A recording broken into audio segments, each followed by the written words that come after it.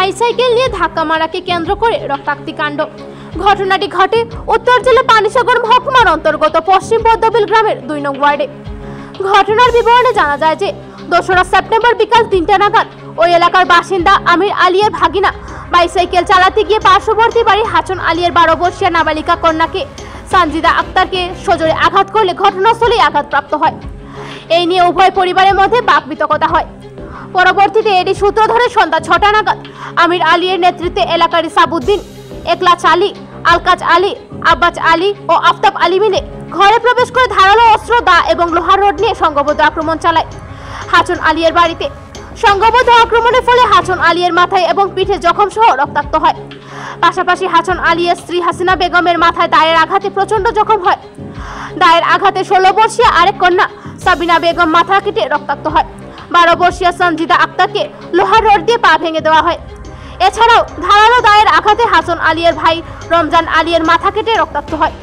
অমানবিক এই বর্বরচিত আক্রমণে আক্রান্তদের আত্মচিৎকারে ছুটে আসে আশপাশের এলাকার লোকজন। এরই মধ্যে পার্শ্ববর্তী বাড়ির আব্দুল খানের চিৎকার শুনে তাদের বাঁচাতে এলে আক্রমণকারীরা তাকেও প্রচন্ড মারধর করে বলে অভিযোগ। শুধু তাই নয়, আক্রমণকারীরা মারধর করে ক্ষান্ত হয়নি। এরা ঘরে প্রবেশ করে বিগত কিছুদিন পূর্বে গরু বিক্রির 50,000 টাকা ছিনিয়ে নেয় বলে অভিযোগ করেন হাছন আলী। এমনকি যাবার সময় বিষয়টি নিয়ে থানা পুলিশ সহ আইনি প্রক্রিয়া অবলম্বন না করতে হুমকি ধমকি দেয় আক্রমণকারীরা। ঘটনার পরপরই গুরুতর আহত অবস্থায় 5 জনকে নিয়ে যাওয়া হয় ধর্মনগরস্থিত জেলা হাসপাতালে। বর্তমানে গুরুতর আহত অবস্থায় 5 জনেরই চিকিৎসা চলছে ধর্মনগর জেলা হাসপাতালে। এই মর্মে আক্রান্ত হাছন আলী, আক্রমণকারী আমির আলী, সাবউদ্দিন, একলাচ আলী, আলকাজ আলী, আব্বাস আলী এবং আফতাব আলী এর বিরুদ্ধে পরিবার সমেত পরিকল্পিতভাবে নারকীয় আক্রমণের বিচার লিখিত মামলা রুজু করে। যদিও গতকাল রাত্রিতেই পানিসাগর থানার পুলিশ প্রধান অভিযুক্ত আমির আলীকে গ্রেফতার করতে সক্ষম হয়। বাকি অভিযুক্তরা পলাতক। এখন দেখার বিষয় পানিসাগর থানার পুলিশ সংঘবদ্ধ আক্রমণ কাণ্ডে জড়িতদের বিরুদ্ধে কি পদক্ষেপ গ্রহণ করেন। Bureau report, Shyamali Tripura. আমিও আপনি যেভাবে শুনেছিলেন ঠিক ওইভাবে আমিও শুনেছিলাম। তো আমি যখন ওই বিষয়টা শুনি, তারপর আমি ওই যেখানে ওই ঘটনাটা হয়েছিল তো ওইখানের প্রতিবেশী একজনকে আমি কল দিই আর কি, যে ওকে বলেছিলাম যে আসলে একটু আগে শুনেছি ওইখানে কিছু মারপিট হয়েছে, কিছু মানুষকে আসলে মারামারি হয়েছে, তো আসলে বিষয়টা কি হয়েছে। তো উনি আমাকে ফোনে ওই বিষয়টা বলে যে একটা ছেলে, যে 2 ফ্যামিলি নিয়ে বাইর হয়েছে আর কি। তো এই ফ্যামিলির একটা ছেলে যার বয়স হবে 14 বছরের মতো হবে, আর যেই ফ্যামিলিতে আসলে আক্রমণ করা হয়েছে ওই ফ্যামিলির একটা মেয়ে যার বয়স 12 বছরের মতো হবে। তো কী করছে, ওই ছেলেটা একটা সাইকেল দিয়ে ওই ছোটো বাচ্চাটাকে, 12 বছরের বাচ্চাটাকে ধাক্কা দিয়ে মানে একটা ফায়ার মধ্যে অনেকটা আঘাত পাইছে আর কি, বাইসাইকেল দিয়ে। তো এরপরে ওই 2 ফ্যামিলি নিয়ে একটু ঝগড়া হয়েছে আর কি, কথা কাটাকাটি হয়েছে, তারপর নর্মাল হয়ে গেছে। এরপর 1 থেকে 2 ঘন্টা পর আসলে এই ঘটনাটা হয়েছিল বিকাল 3টার দিকে। আর এরপর 6টার দিকে কী করছে, যখন ছেলের বাড়িতে, যেই ছেলেটা ওই মেয়েটাকে ধাক্কা দিয়েছিল ওই ছেলের বাড়িতে যখন কিছু মানুষ আছে যাদের নাম আসলে আমরা এখানে পানিসাগর থানাতে আছি, এই মুহূর্তে আমরা এখানে এন্ট্রিও দিয়েছি, তো ওদের নাম আমরা এখানে উল্লেখ করেছি। তো এখানে একজনের নাম ছিল আমির উদ্দিন, তো ওনার বাইক না হয় আর কি, যে ছেলেটা ধাক্কা দিয়েছে। তো কী করছে, ওনারা কয়েকজন, ওই ছেলেটার মামা কয়েকজন, তো একজনের নাম আমির, একজনের নাম একলাস, একজনের নাম আলখাস, আরেকজনের নাম শাহাবুদ্দিন, একজনের নাম আব্বাস, আর আরেকজনের নাম হচ্ছে আফতার আলী। তো ওরা সবাই মিলে কী করছে, ওই যাদের বাড়িতে আসলে যাদের ওই মেয়ে আঘাত পাইছে ওদের বাড়িতে সবাই মিলে দা, তারপরে রড, লাঠি, ওই সব চাকু টাকু নিয়ে গিয়ে ওদের ঘরে ঢুকে আসলে ওদের সবাইকে মারছে। অ্যাকচুয়ালি আপনারা হয়তো ভিডিওতে দেখতে পারবেন, আমার কাছে ভিডিও আছে, আমি আপনাকে দিয়ে দিব, আপনি নিউজে দিতে পারেন। ওই গার্জিয়ান যিনি, তার নাম হচ্ছে আসলে হাছন আলী, তো ওনাকেও আসলে আঘাত করা হয়েছে মাথার মধ্যে রড দিয়ে, তো ওনার মাথাও ফেটে গেছে।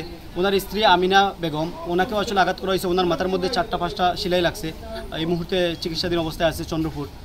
আর তারপর ওনার 2টা মেয়ে, একটা মেয়ে তো আগে বলেছিলাম যে 12 বছরের, ওই মেয়েটাকেও কিন্তু ঘরে যাওয়ার পরে, ঘরে ঢোকার পরে লাঠি দিয়ে বাড়ি মেরে নাকি রড দিয়ে বাড়ি মেরে ওর পাটা ভেঙে গেছে আর কি, সিটি স্ক্যান রিপোর্টও আমাদের কাছে আছে।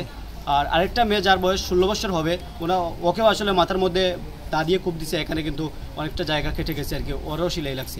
এই মুহূর্তে ওনারা সবাই এখানে চিকিৎসাধীন অবস্থায় চন্দ্রপুর আছে আর কি।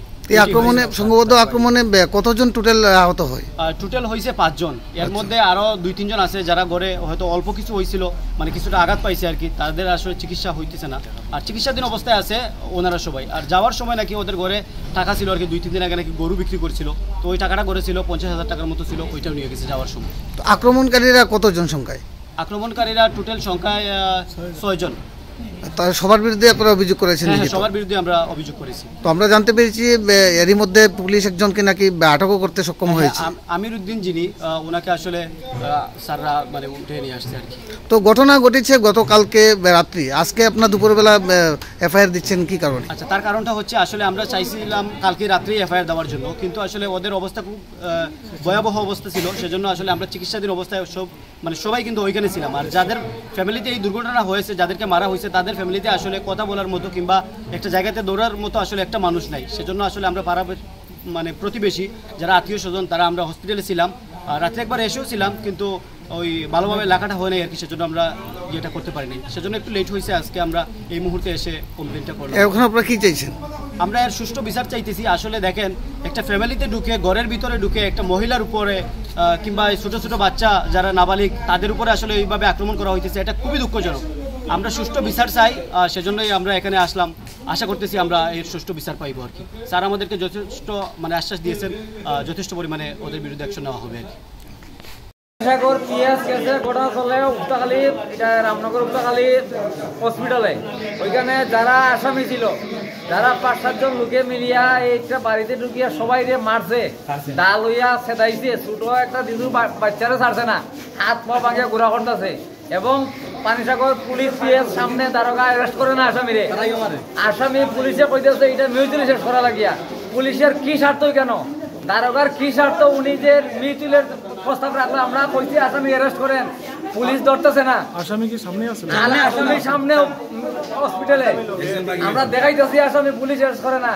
পুলিশ ঘুষ খাইছে, পুলিশ টাকা লইছে ওনার কাছ থেকে, আসামির কাছ থেকে।